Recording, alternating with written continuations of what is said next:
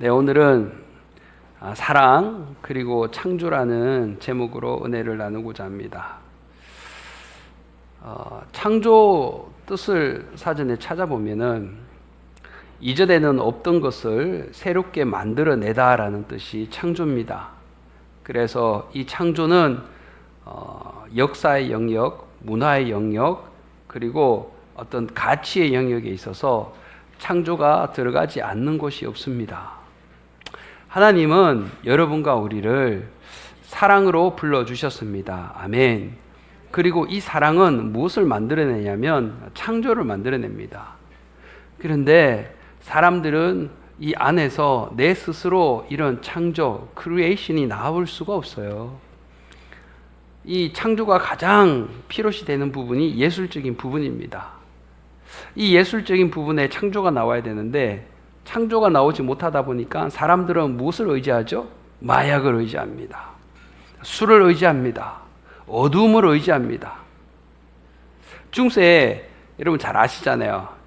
요한 세바스찬 바흐, 핸델, 모차르트, 그리고 유명한 예술가, 음악가, 파스칼, 과학자, 이런 사람들이 특징이 뭐냐면 그 사람들이 하나님을 경외한 사람들입니다. 그래서 하나님이 주시는 영감, 하나님의 사랑을 얻다 보니까 이 사람들이 뭘 얻었죠? 창조를 발견하게 된 거예요. 뉴턴도 만유인력의 법칙. 가만 보면은 우리가 역사에서 큰 획을 그었던 그 사람들의 정체성이 뭐냐면 그리스도인입니다.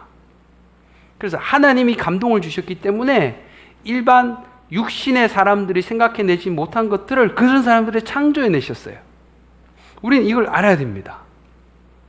근데 요즘 음악을 보고 미술과 예술을 보면요, 사람의 혼을 빼놓아요. 몽롱하고 뭔가 내 자신이 뭔가 공중에 붕 떠 있는 것 같고, 왜냐하면 하나님의 주시는 영감을 받아서 새로운 창조를 만들어내야 되는데 이런 사람들은 요즘 왜 이런 현상이 일어나냐면 그림을 보면 잔인하게 그지없습니다.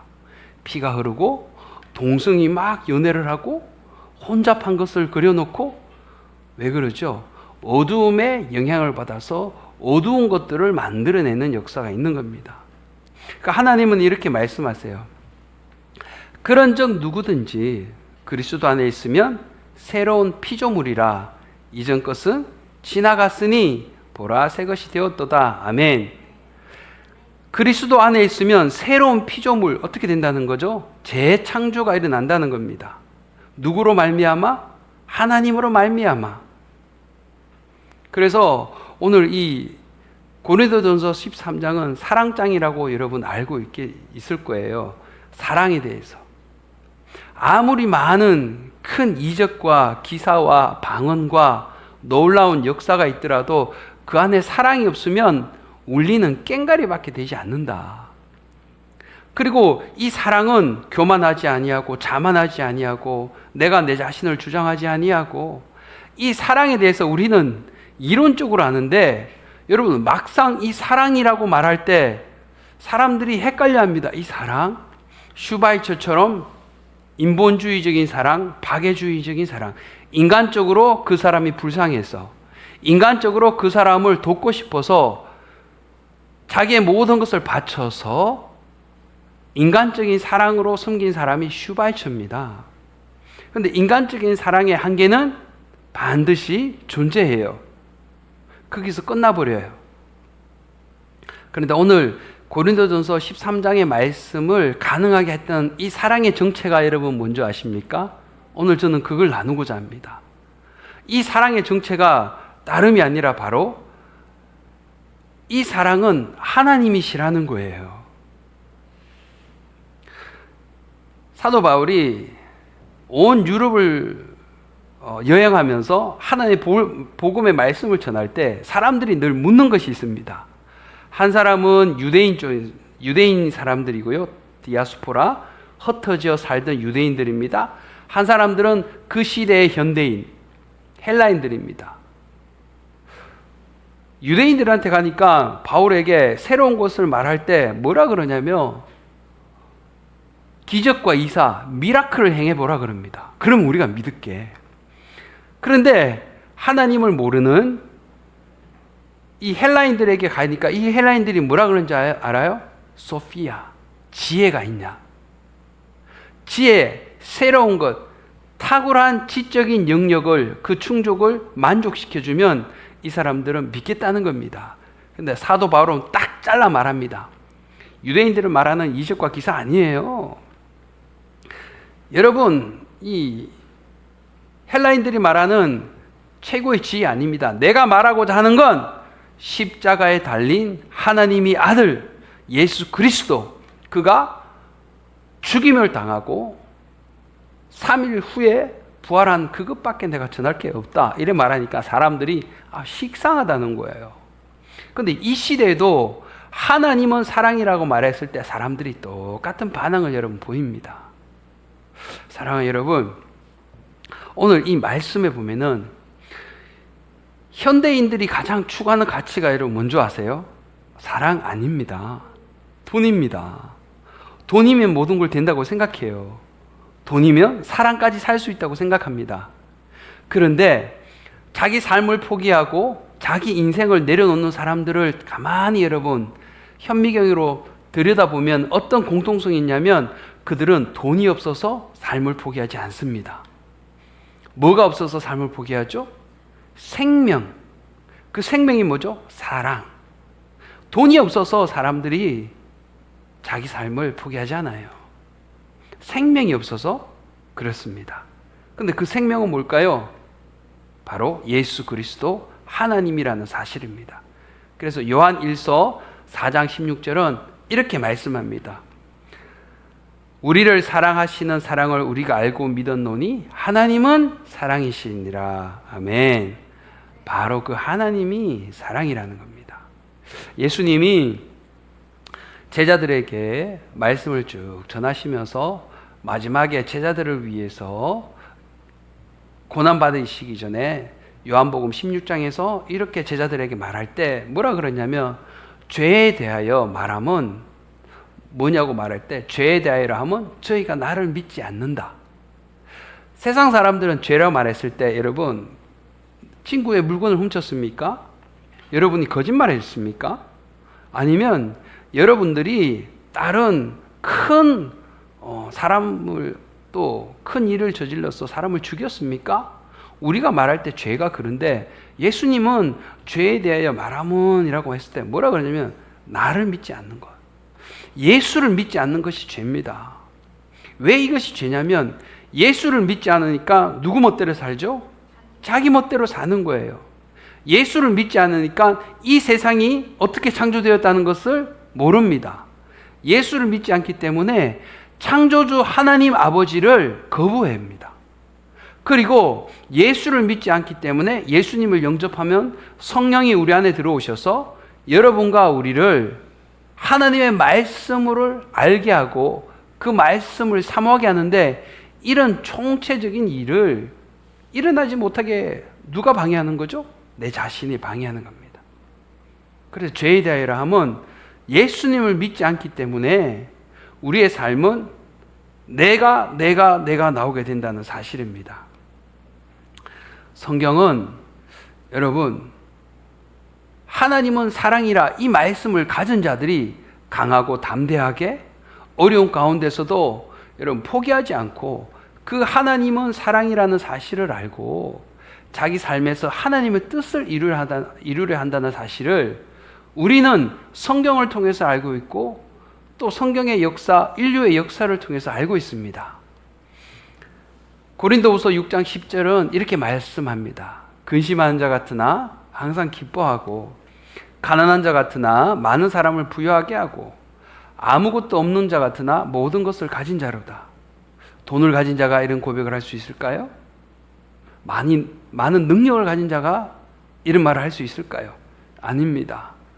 이 말을 할 수 있는 자는 바로 생명을 가진 자가 이런 말을 할 수 있는 겁니다.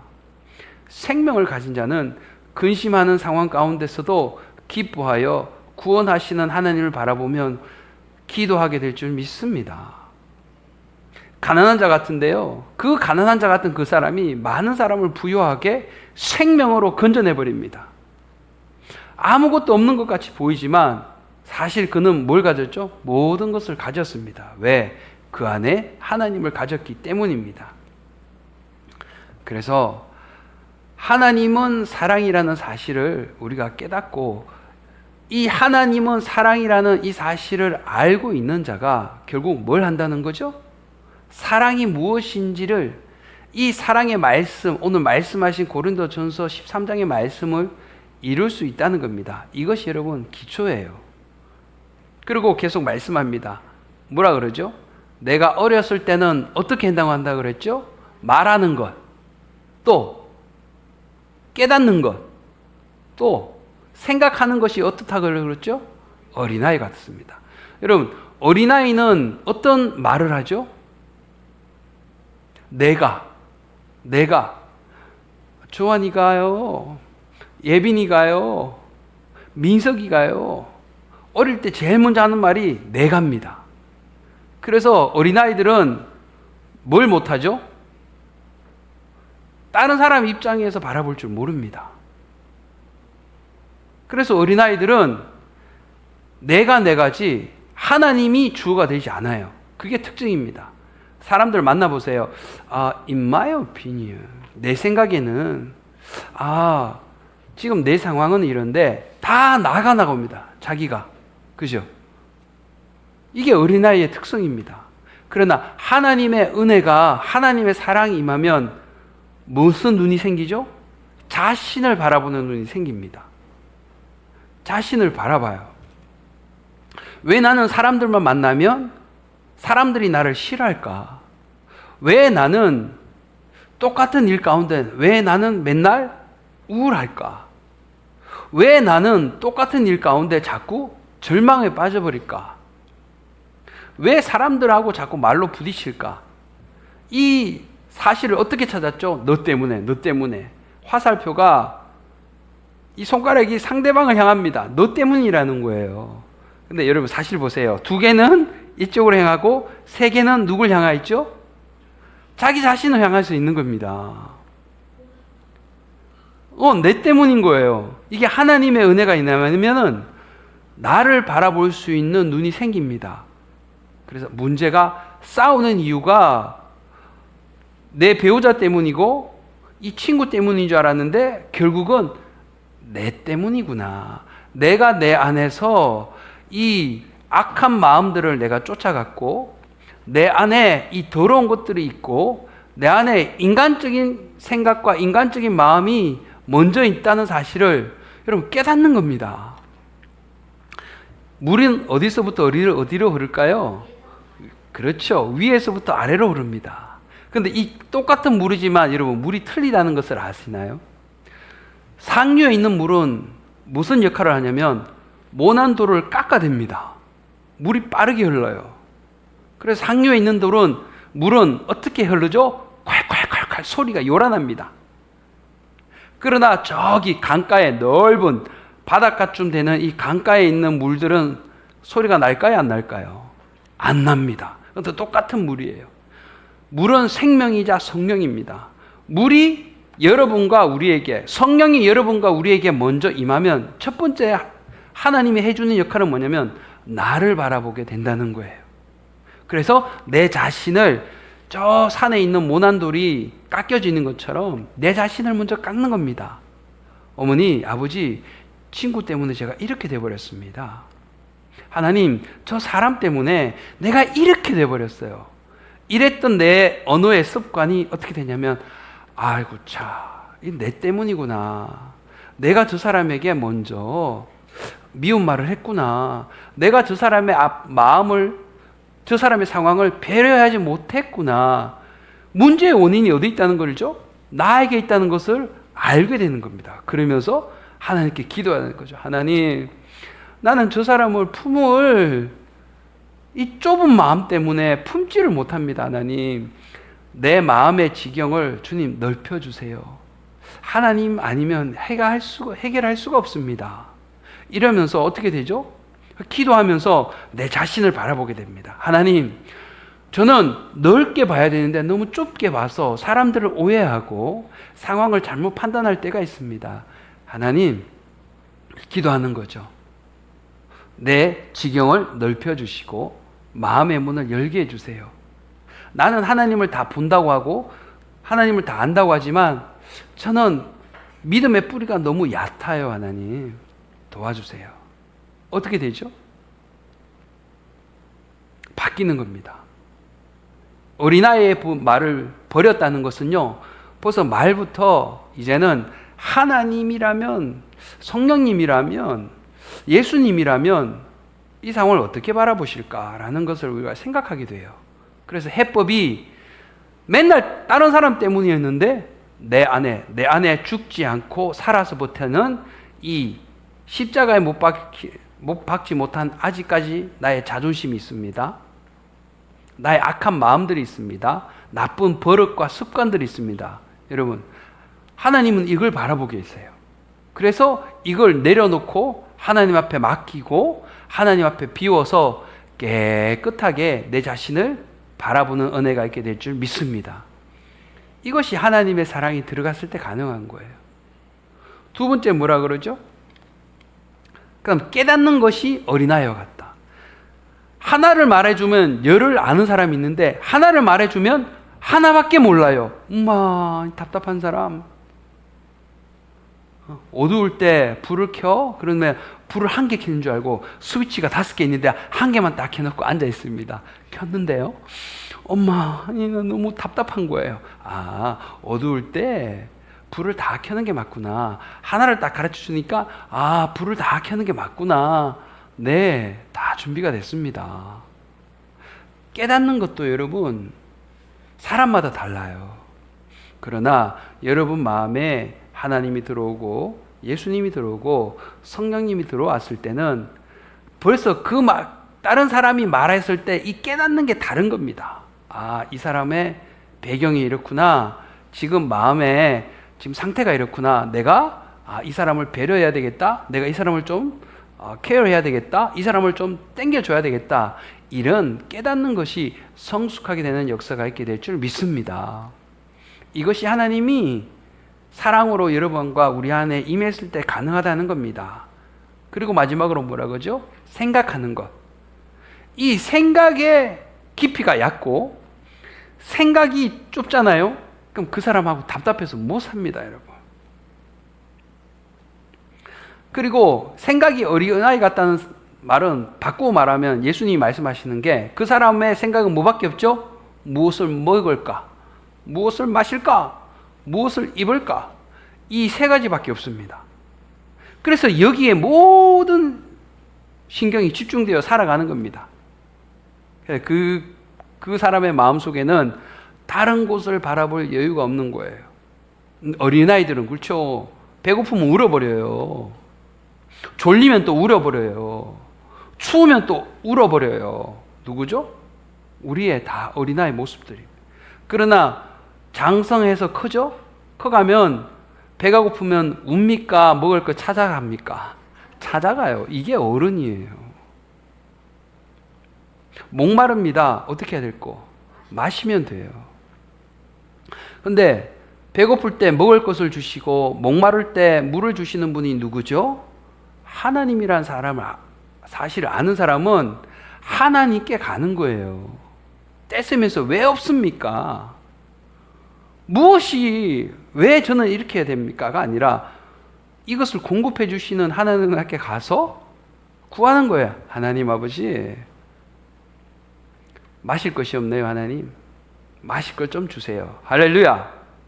이것이 기도라는 사실을 믿으시기 바랍니다.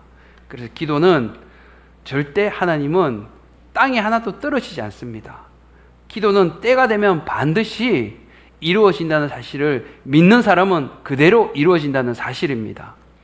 지난 여름이 여러분 얼마나 더웠습니까? 한 달 이상 열대야가 지속됐어요. 도대체 가을이 오겠나 저는 싶었어요. 그런데요, 계절이 바뀌고 달이 바뀌니까 어떻게 됩니까? 가을이 와버렸어요. 오늘 아침 기온이 8도까지 떨어졌어요. 8도까지. 여름에는 우리가 상상을 못했습니다. 자고 일어나도 26도, 28도. 하나님의 기도도 여러분, 이런 때가 참에 반드시 더위가 물러가고 가을이 오는 것처럼 우리가 기도한 것은 반드시 하나님이 이루어 주시게 될 줄 믿으시기를 바랍니다. 이 믿는 것이 뭐라는 거죠?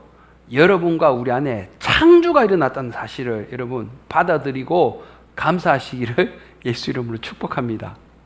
이거보다 더 큰 창조는 없는 거예요. 이게 믿겨지는 겁니다. 그래서 육신은 음식을 먹어야 자랍니다. 영혼은 뭘 먹어야 자라죠? 말씀을 먹어야 자랍니다. 육신을 위해서는 우리가 많은 것을 먹어요. 그런데 영혼을 위해서는 우리는 뭘 먹고 있나요? 여러분, 우리를 봐야 됩니다.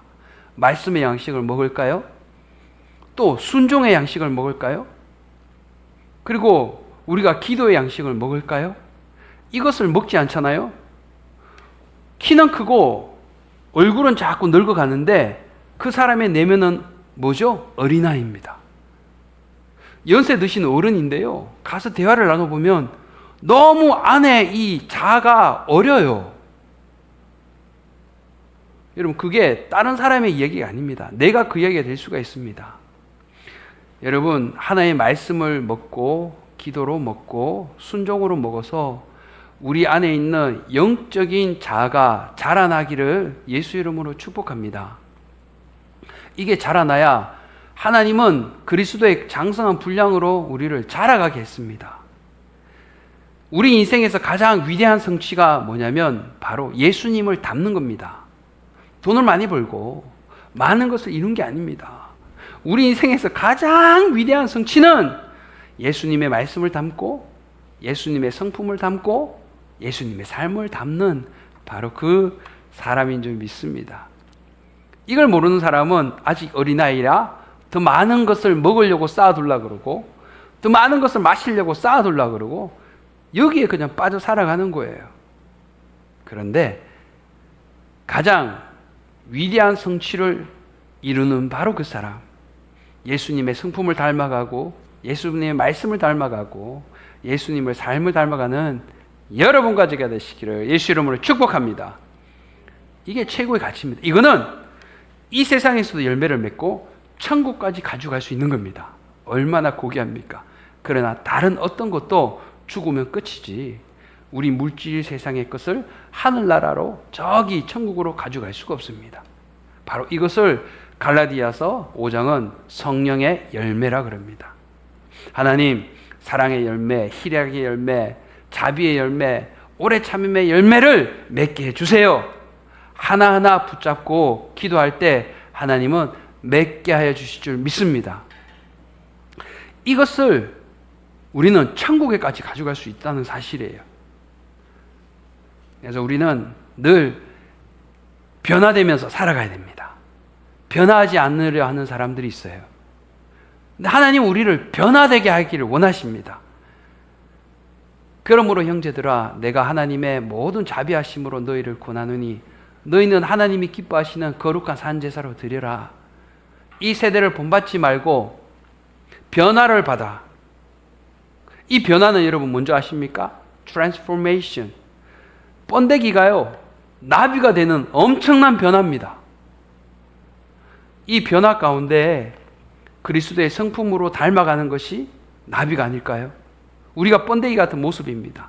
그러나 심령으로 변화를 받아 성령의 말씀, 하나님의 사랑으로 변화를 받아서 번데기였다가 그것이 끝나는 게 아니라 아름다운 나비 같은 예수님의 성품을 닮아가서 계속 성장하여 그리스도의 장성한 분량까지 커가시기를 예수 이름으로 축복합니다.